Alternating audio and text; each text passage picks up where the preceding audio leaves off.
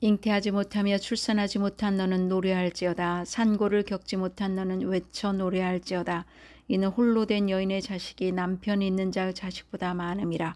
여호와께서 말씀하셨느니라. 네 장먹터를 넓히며 내 처소의 휘장을 아끼지 말고 널리 펴되 너의 줄을 길게 하며 너의 말뚝을 견고히 할지어다. 이는 내가 좌우로 펴지며 내 자손은 열방을 얻으며 황폐한 성읍들을 사람 살 곳이 되게 할 것임이라. 두려워하지 말라. 내가 수치를 당하지 아니하리라. 놀라지 말라. 내가 부끄러움을 보지 아니하리라. 네가 네 젊었을 때의 수치를 잊겠고 과부 때의 치욕을 다시 기억함이 없으리니 이는 너를 지으신 이가 내 남편이시라. 그의 이름은 만군의 여호와이시며 내 구속자는 이스라엘의 거룩한 이시라. 그는 온 땅의 하나님이라 일컬음을 받으실 것이라. 여호와께서 너를 부르시되 마치 버림을 받아 마음에 근심하는 아내 곧 어릴 때 아내가 되었다가 버림을 받은 자에게 함과 같이 하실 것임이라. 내 하나님께서 말씀하셨느니라. 내가 잠시 너를 버렸으나 큰 긍휼로 너를 모을 것이요 내가 넘치는 진노로 내 얼굴을 내게서 잠시 가렸으나 영원한 자비로 너를 긍휼히 여기리라. 내 구속자 여호와께서 말씀하셨느니라. 이는 내게 노아의 홍수와 같도다. 내가 다시는 노아의 홍수로 땅 위에 범람하지 못하게 하리라 맹세한 것 같이 내가 네게 노하지 아니하며 너를 책망하지 아니하기로 맹세하였노니 산들이 떠나며 언덕들은 옮겨질지라도 나의 자비는 내게서 떠나지 아니하며 나의 화평의 언약은 흔들리지 아니하리라. 너를 긍휼히 여기시는 여호와께서 말씀하셨느니라. 아멘. 오늘 우리에게 주신 말씀은 이사야서 54장 1절로 16절입니다. 내가 너를 잠시 버렸으나 하나님께서 우리를 버리시고 얼마나 마음 아파하시고 어떤 계획을 세우셨는가 하는 말씀입니다. 사람이 힘들고 피곤할 때 노래는 우리에게 새로운 힘을 제공해 줍니다. 특히 성경의 노래는 고난받는 하나님의 백성들을 구원하고 새로운 시작을 꿈꾸게 하는 강력한 힘을 가지고 있습니다. 리버스 오브 바빌론은 1978년 6월 7일에 발매된 카리브계 독일의 혼성 4인조 디스코 그룹인 보니엠의 싱글곡입니다. 국내에서도 크게 히트하였고 당시 인기 밴드인 들고양이들이 강변에서라는 번안곡으로 인기를 끌기도 했습니다. 바빌론 강가에 우리는 앉아서 우리는 울었어요. 자이언 시온을 생각하며 사악한 무리들이 우리를 포로로 잡아왔어요. 그리고 우리에게 노래를 부르라고 했지요. 하지만 우리가 어떻게 주의 노래를 부를 수 있나요? 이런 낯선 땅에서. 경쾌한 리듬의 신나는 댄스곡인 줄 알았는데 시편 137편의 노래입니다. 우리가 바벨론의 여러 강변 거기에 앉아서 시온을 기억하며 울었도다. 절망 중에도 하나님의 구원하심을 노래하고 있습니다. 오늘 본문 말씀은 바벨론 포로 생활하고 있던 이스라엘 백성에게 주신 말씀입니다. 기원전 586년경에 선민 유다는 하나님의 징계를 받아서 이방 땅 바벨론에서 70년이라는 긴 세월 동안 포로 생활을 하고 있었습니다. 어쩌면 일평생이라 할 수 있습니다. 이때 하나님은 선지자 이사야를 통하여 이스라엘의 현재 형편이 암담하지만 하나님께서 그들에게 큰 계획과 목적이 있으니 장막터를 넓히라고 하십니다. 그들에게 영광스러운 새 이스라엘에 대한 약속을 하셨습니다. 2절에 내 장막터를 넓히며 내 처소의 휘장을 아끼지 말고 널리 펴되 너의 줄을 길게 하며 너의 말뚝을 견고히 할지어다. 제가 다니던 교회에서 이 말씀으로 목사님께서 설교하시고 얼마 안 되어 재개발이 되면서 보상을 받아 새로운 택지지구로 이사를 하면서 제일 먼저 교회를 짓고 선점을 하므로 부흥케 된 사실을 알고 있습니다.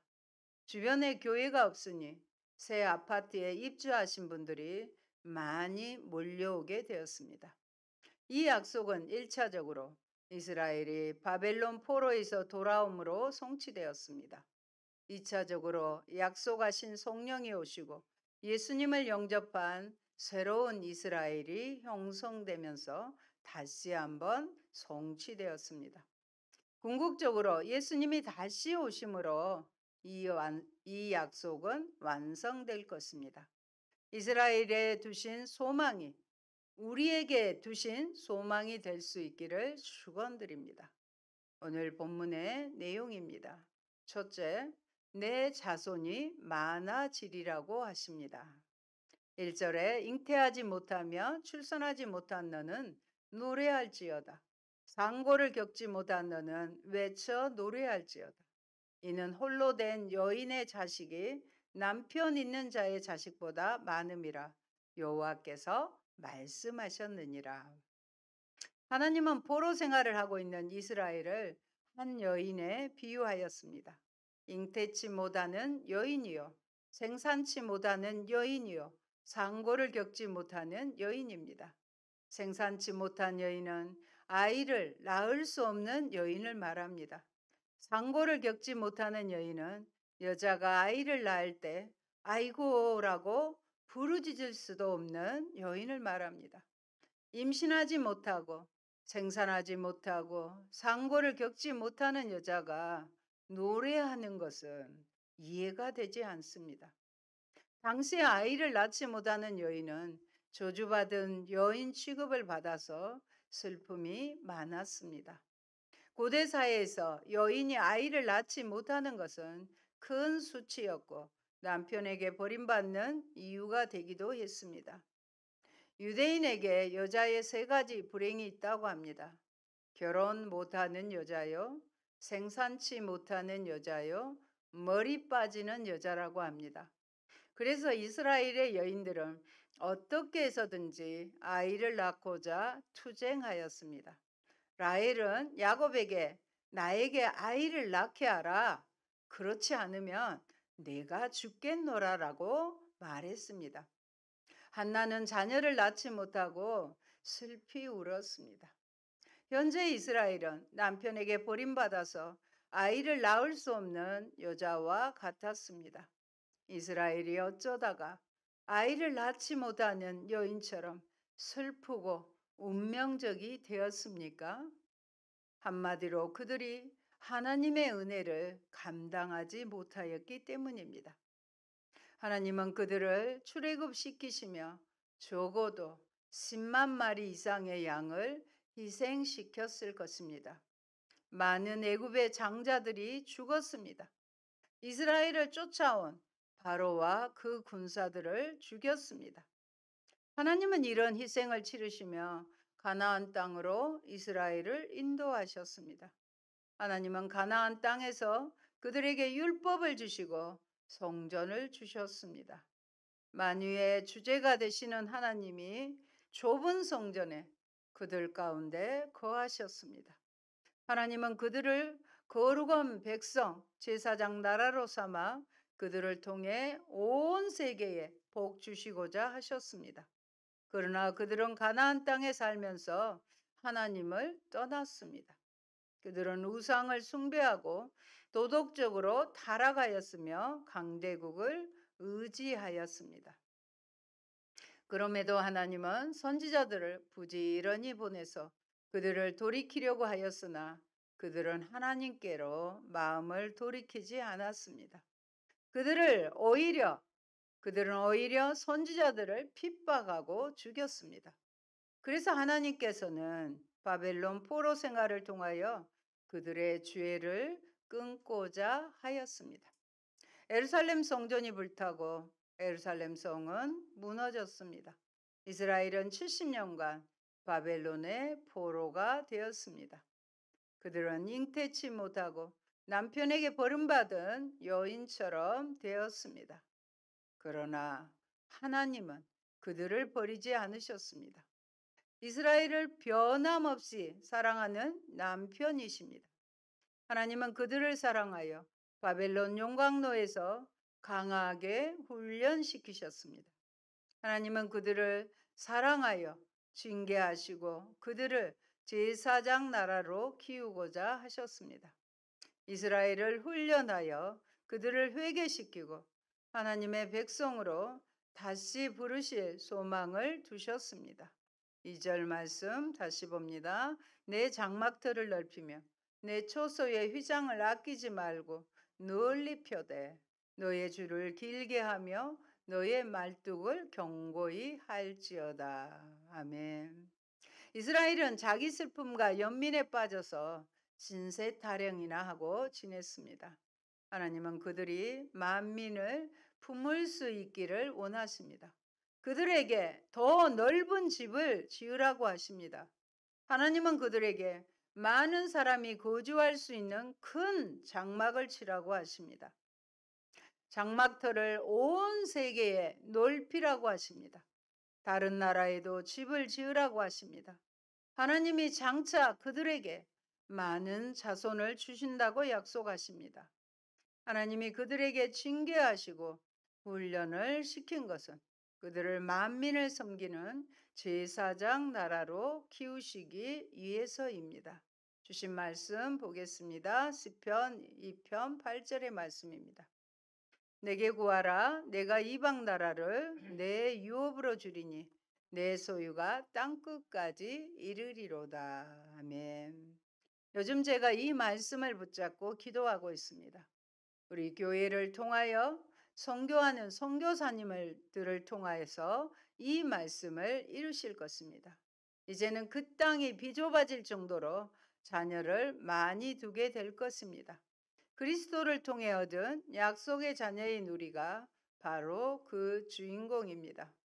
여러분, 우리는 시련의 때에 그래서 말씀을 더 묵상하고 기도도 많이 하고 내적인 성장에 힘을 써야 합니다. 깜깜한 밤에 별이 선명하게 보이듯이 어려울수록 더 큰 비전을 가져야 합니다. 더 교회의 부흥과 세계 선교를 위해서 기도해야 합니다. 그러면 하나님의 때에 크게 축복하실 것입니다. 둘째, 두려워 말라고 하십니다. 4절을 보십시오. 두려워하지 말라. 내가 수치를 당하지 아니하리라. 놀라지 말라. 내가 부끄러움을 보지 아니하리라. 내가 내 젊었을 때 수치를 잊겠고 가부 때의 치욕을 다시 기억함이 없으리니.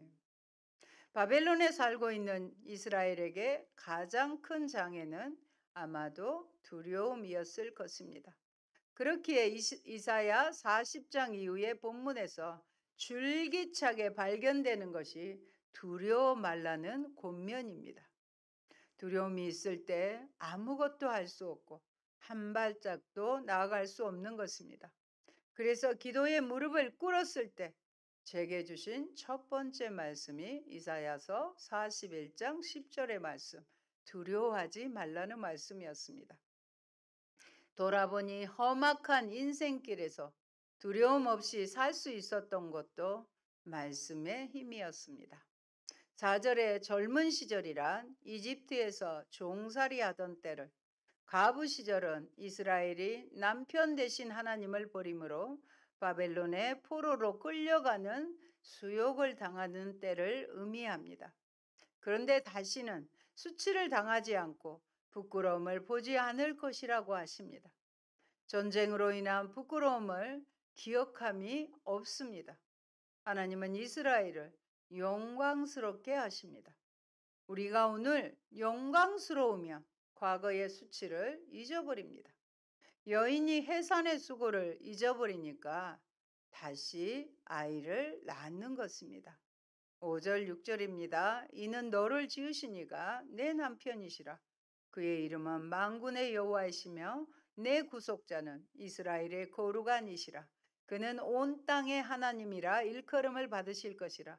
여호와께서 너를 부르시되 마치 버림을 받아 마음에 근심하는 아내 곧 어릴 적에 아내가 되었다가 버림을 받은 자에게 함과 같이 하실 것임이라. 바벨론의 포로가 된 이스라엘은 어렸을 때에 아내가 되었다가 버림을 받은 자와 같았습니다. 그들은 죄로 인하여 바벨론에 버림받아 다시 회복되지 못할까봐 근심하였습니다.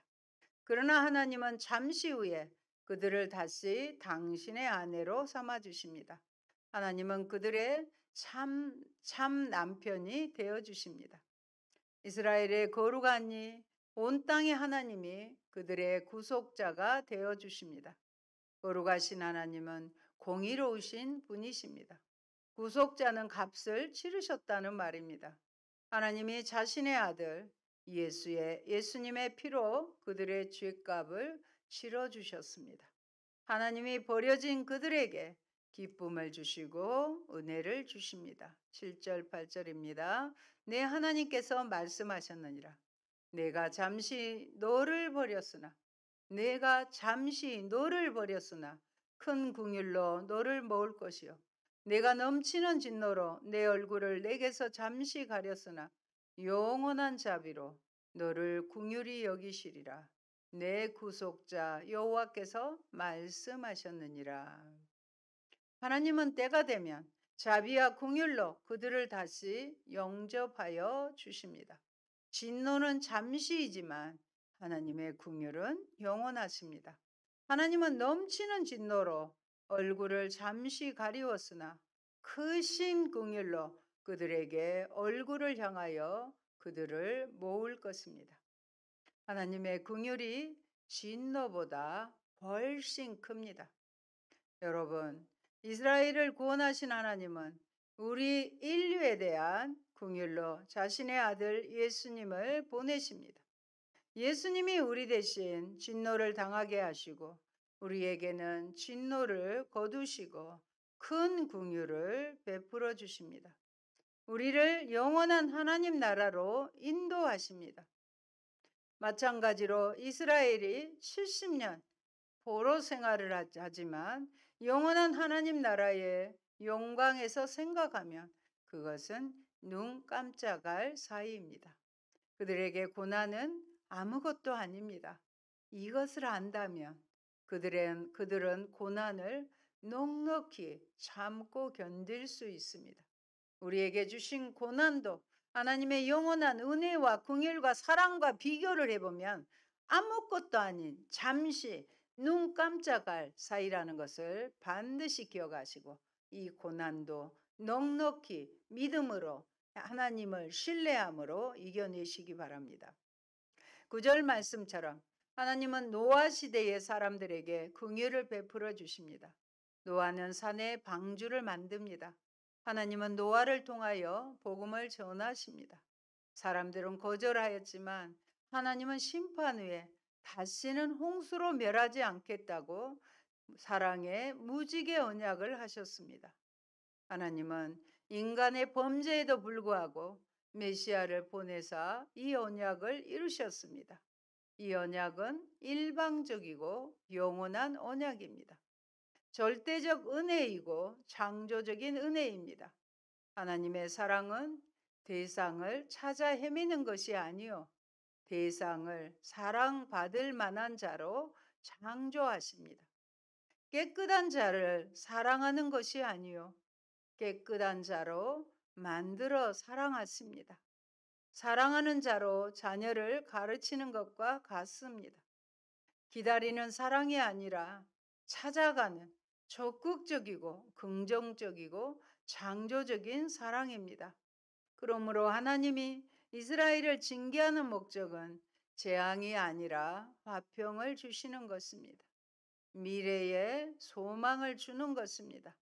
우리는 이런 영원한 사랑에 기초하여 현재의 고난을 보아야 합니다. 현재의 고난을 해석해야 합니다. 오늘날 이 약속은 그리스도를 믿고 하나님의 언약 관계 안에 들어온 자들에게 유효합니다. 노아의 방주 안에 들어와야 구원을 받는 것처럼 그리스도 안에서 하나님이 나에게 주시는 평안은 무엇입니까? 셋째, 예루살렘을 다시 세우시는 하나님이십니다. 신랑이 신부를 위해 아름다운 보석을 준비하듯이 하나님은 자신의 백성을 위해 영광스러운 하나님 나라를 선물하십니다. 그곳에서 백성들은 평화와 안식을 누리게 될 것입니다. 하나님은 친히 그들의 왕이 되셔서 사랑으로 통치하시며 대적으로부터 보호하실 것입니다. 그러므로 하나님의 백성은 세상을 두려워하기보다 하나님을 두려워하며 살아야 합니다. 하나님을 경외하는 삶을 살기 위해 그렇다면 내게 필요한 경건의 연습은 무엇입니까?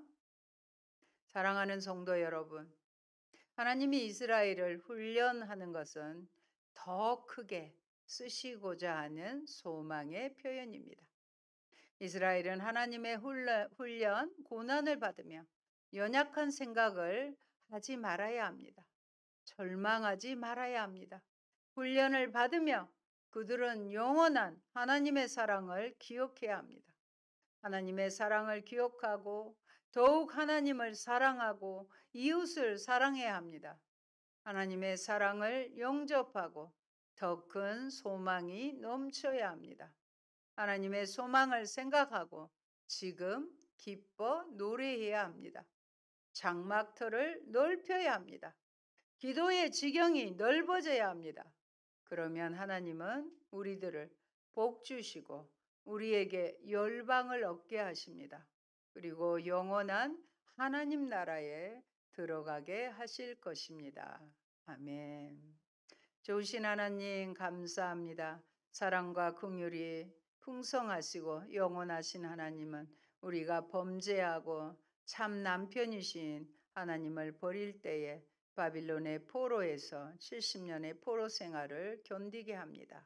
그러나 이 또한 하나님의 영원한 언약과 하나님 나라를 비교하면 잠시뿐이요. 잠시 우리를 버렸지만 눈 깜짝할 사이밖에 되지 않는 것을 고백합니다. 하나님, 우리에게 있는 이 고난과 훈련 앞에서 겁내지 않게 하시고 우리가 잘 연단받아 하나님 앞에 정금처럼 귀하게 잘 쓰임 받는 저들이 되게 하여 주옵소서.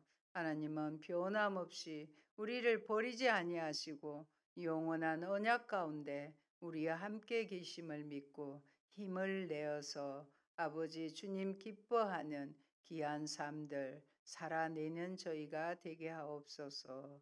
예수님 이름으로 기도합니다. 아멘.